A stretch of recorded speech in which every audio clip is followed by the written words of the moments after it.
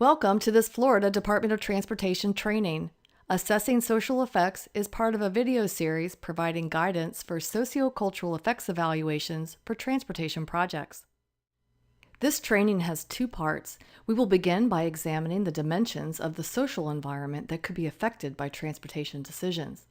Then in the second part, I will describe a methodology for identifying and assessing potential social effects on human environments. Let's get started. 6 issues create a framework for assessing community effects during sociocultural effects evaluation. Social is one of the 6 issues. In the sociocultural effects evaluation process, the social context of the study area is described in terms of population groups, community cohesion, safety and emergency response, community goals, and quality of life. To facilitate the identification of project effects on the human environment, the department developed a series of SCE considerations. I will talk about these considerations related to social effects, starting with population groups. The first thing we want to know about the study area is who is out there. By knowing about the demographic makeup of the community, we are better able to anticipate how the different population groups might be affected by the project. U.S. Census Bureau count and survey data can tell us a lot about the demographic characteristics of the study area. Key census data topics include total population and population by race and ethnicity, age, educational attainment, disability status, English proficiency, languages spoken, income and poverty status, vehicle availability, and housing types and housing value. Community outreach and field review provide additional detail to ensure an accurate snapshot of the community.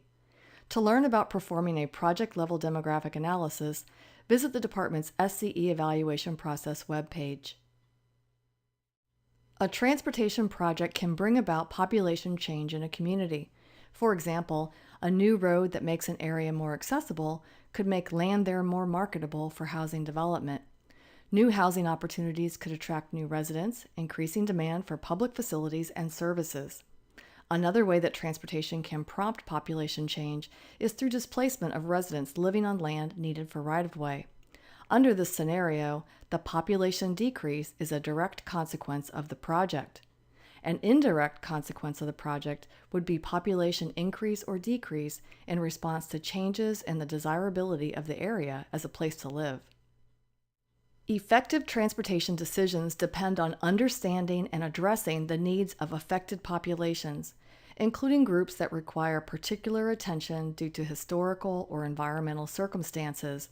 The affected community may include groups that are more vulnerable to community change for reasons such as low income, early or advanced age, minority status, limited English proficiency, or disability. Some groups may have been adversely impacted by past actions, transportation-related or otherwise. We must also be mindful of groups that have been historically underrepresented in government decision-making to ensure everyone who is affected by the project is afforded adequate opportunity to participate. To learn more about the non-discrimination laws and policies addressing certain groups, including Title VI of the Civil Rights Act and the Environmental Justice Executive Order, review the Facilitating Equitable Outcomes videos on the department's SCE webpage. Equitable transportation investments serve the mobility and accessibility needs of all segments of the community, including those unable to drive due to physical or economic reasons. Without reliable transportation options, people are prone to social isolation and economic disparity. For instance, low-income households are less likely to have access to a car, and children from these households are twice as likely to walk or bike to school than children from higher-income households. The ability to make walking, biking, and transit trips to reach employment, education, and other important destinations may be a priority need for this population group. A transportation project can affect community cohesion by changing environments where people tend to meet, interact, and build relationships. Community cohesion, the level of social connectedness in a community, is associated with a wide range of benefits, including increased health, safety, security, property values, and even happiness. There are myriad ways that communities are unique, so measuring community cohesion is not an easy task. Several characteristics can provide clues as to the degree of social cohesion in a community, including high levels of interaction among neighbors, use of and reliance on community facilities, long-standing residency and community leadership, identification with the community and strong sense of belonging, satisfaction with the community and desire to stay, homogeneity such as similar income levels, ethnicity, and age, having an orientation to families, and having shared goals. Humans are social creatures. We are hardwired to interact with other humans. As a result, we gravitate to environments that facilitate this basic human need. Physical characteristics of the environment are prime determinants of the level of social interaction likely to take place there. Spaces and structures can bring people together to help form social bonds or drive them apart, weakening patterns of social networking, group formation, and group identity. The quality of connections between social places is important. Community cohesion can be affected by barriers or pathways to movement between social places. A barrier can be physical in nature, such as a retaining wall, or psychological, such as anxiety over crossing a high-speed road. Also, a basic human need is feeling safe and secure. This need is exceeded only by physical needs for human survival. Safety and emergency response are common purposes of transportation projects. For instance, a project may aim to reduce crashes and address congestion that impairs emergency vehicle response times or impedes emergency evacuations. Conversely, a project could result in the community feeling less safe or less secure in their neighborhood, workplaces, or homes. To illustrate, a transportation project could have the effect of physically dividing a neighborhood, leaving residents in one part of the neighborhood cut off from support networks and services on the other side. Being outside the flow of the neighborhood and the watchful eyes of neighbors and passersby, residents may feel less secure in their homes and on neighborhood streets. A project could affect emergency service delivery if the route to the neighborhood is made less direct, diminishing residents' sense of safety if an emergency arises. Perceptions of security and safety are also linked to accessibility of community facilities. This is particularly true of essential community facilities such as schools, medical offices, social services, and grocery stores. The transportation system influences community design, which can support or inhibit access to important destinations. For instance, a wider road, higher traffic speeds, or traffic pattern changes could affect the ease of reaching places, especially by non-motorized means. Multimodal accessibility to community facilities is especially critical for populations with limited transportation options. Social bonds are reinforced when a community works together to establish and achieve shared goals. As such, project consistency with community goals is an important consideration when assessing project-related social effects. The local government comprehensive plan contains the community's growth and development goals, objectives, and policies, including future year maps. Together, these elements of the plan describe the community's vision for land use, design, and supporting public facilities and services, including transportation infrastructure. Community goals may also be contained in specific vision plans or special area plans addressing a single neighborhood or corridor. Project consistency with community goals is of particular concern when past actions have conflicted with the community's goals. The last facet of the social environment considered during SCE evaluation is the potential for effects on quality of life and community well-being. Community well-being is place-based in that it depends on a combination of conditions identified by individuals and communities as essential to flourishing and fulfilling their potential. In the next few slides, I will point out those conditions having some relationship to transportation. The first condition is the community meets the basic needs of all people in the community through safe, accessible, and affordable multimodal transportation options, complete livable neighborhoods, and opportunities for physical activity and cultural engagement. The next condition of community well-being is quality and sustainability of the environment, which includes clean air, soil, and water, environments free of excessive noise, green space and open space, and aesthetically pleasing environments. Adequate levels of economic and social development contribute to community well-being. Transportation plays a role in access to job opportunities, thriving local and regional economies, and environments that support development of healthy children. And finally, community well-being depends on health and social equity, built on robust social and civic engagement, socially cohesive and supportive relationships within neighborhoods, and safe and secure neighborhoods. From identifying significant community resources to developing acceptable solutions to effects, community engagement is a thread that runs throughout the SCE evaluation process. Through community engagement, we can learn about how the community defines quality of life and whether the community has been engaged in the past, so this information can be factored into the present evaluation. In the project planning phase, input from government advisory committees or neighborhood organizations in the affected area may provide a good indication of community perceptions of the project. During the project development phase, when more is known about the project and potential for effects, the effort to obtain community input would be broader so that all affected groups would have the opportunity to participate. Now that we have looked at a range of ways that a project could affect a community's social environment, let's move on to the next part of the training. Identifying and assessing social effects is performed in Step 4 of the Sociocultural Effects Evaluation process. In preparation for Step 4, we will have already reviewed the project information, defined a study area encompassing the area with potential for social effects, and collected data describing the community, including its social context. More detail on Steps 1 through 3 is available in the Preparation for SCE Evaluation, a video on the department's SCE Evaluation process webpage.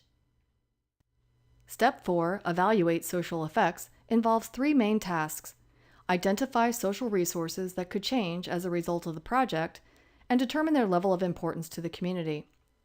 Assess potential project effects on those resources, including both positive and negative effects, and gauge the severity of potential negative effects. We start out by reviewing the community information compiled during Steps 1 through 3 of the SCE evaluation process.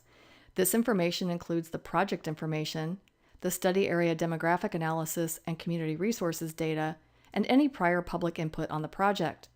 This contextual information provides an approximation of who lives in the study area, where social interactions take place, and how the community feels about their social resources and the potential for project effects. Although very conceptual in the pre-design phases, the project description is a key piece of information for identifying and assessing potential project effects. This information tells us why the project is being considered, where it is located, what features are included, and a general idea of the facility's footprint. Later on, we will pair our understanding of the project with our knowledge of the community to get a sense of who the project would serve and who or what might be negatively affected by the project. As discussed earlier, the project demographic analysis tells us about the population characteristics of the study area, including geographic distribution. Demographics provide an indication of how the community uses its transportation resources and what the transportation needs might be. We also use the information to identify the potential for effects on the overall population, including any vulnerable, previously burdened, or historically underrepresented groups. This applies to the resident population, as well as people who frequent the study area, such as students, workers, and business patrons. If any of the population groups are addressed in the non-discrimination laws and policies, the SCE evaluation must go further to assess relative effects on those groups and to involve affected groups in project decision-making. More information on this topic is available on the department's Sociocultural Effects Evaluation process webpage. Next, review resource data from the department's environmental screening tool or other similar database to get a desktop view of the community's social resources and how they relate to the project. Some helpful data sets for this task include community facilities, transportation facilities and trails, historic and tribal resources, land use, land cover, and parcel data, and aerial imagery. Then, referring to your listing of social resources in the study area, determine the level of importance of the resource to the community. You can do this to some degree by drawing from your knowledge of the study area and professional judgment. However, you cannot know for sure unless the community is asked about their sentiments. This may have been done in a prior project phase, so review the project diary for public input about social resources and potential for effects. If public input is unavailable or inadequate, go to the community and find out. This would also be a good time to verify that your list of social resources is accurate and complete. The next task in Step 4 of the SCE evaluation process is to identify and assess potential social effects. This task draws from the community inventory prepared in Task A, guidance from the SCE considerations presented during the issues discussion, and supplemental data to fill any gaps. 3 effect types are considered: direct, indirect, and as appropriate, cumulative. A cumulative effects assessment is not required for planning phase projects, but related observations may be noted in the SCE evaluation documentation. To learn more on this topic, see the Cumulative Effects Evaluation Handbook on the department's website. As a refresh, the SCE considerations for the social issue fall under 5 categories: population groups, community cohesion, safety and emergency response, community goals, and quality of life. Full versions of the SCE considerations are available on the department's SCE evaluation process webpage. Providing a response to the pertinent SCE considerations will help ensure that all of the issues are thoroughly considered and addressed. The potential for effects and the severity thereof should guide the level of analysis and detail provided. As needed, supplement the database information to ensure the data accurately portrays social conditions in the study area. Visit the websites of local agencies and interview representatives of those organizations to collect available information about local demographics, community plans, police, fire, and EMS districts, who uses the community facilities, and past actions that have impacted the community. Also supplement the data by visiting the study area to view actual conditions. As potential project effects are identified, consider whether an effect is a direct, indirect, or cumulative effect. This will be of help when documenting the SCE evaluation. A direct effect would be one that is directly attributable to the project, such as a population decrease as a result of residential relocations. Other direct effects are changed community facility access and changed emergency response times. An indirect effect would include population change in response to a changed condition in the study area as a result of the project. For example, people migrating into a community to fill new housing that was built in response to better access to the community. A cumulative effect would involve a project effect in combination with an existing community burden and/or a foreseeable future action that would affect the community. The final task in evaluating project effects is to gauge the severity of effects that were identified in Task B. We considered the effects characteristics, including their relationship to the broader context, such as the type and quality of the resource and the community's sensitivity to it. If the effect is particularly burdensome on any particular population group, the likelihood of the effect occurring as a result of the project, and the possibility it would happen if the project did not happen. We look at the scale and extent of the effect. For example, how many people could be affected. Effects should be considered individually and in combination with other project effects and effects from past actions. Consider the duration of the effect. Would it be temporary or permanent? And if the effect could be resolved. And last but not least, find out what the affected community has to say about the severity of potential effects. How people feel about a project effect can vary from community to community and even within the community itself.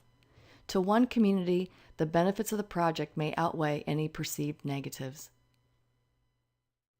This concludes the training on assessing social effects. If you have questions on this or other SCE evaluation-related topics, please contact Dr. Rusty Ennemoser, State Public Involvement and Community Resources Coordinator.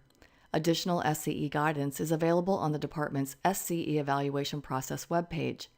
Informational resources referenced in this video are listed on the following slides.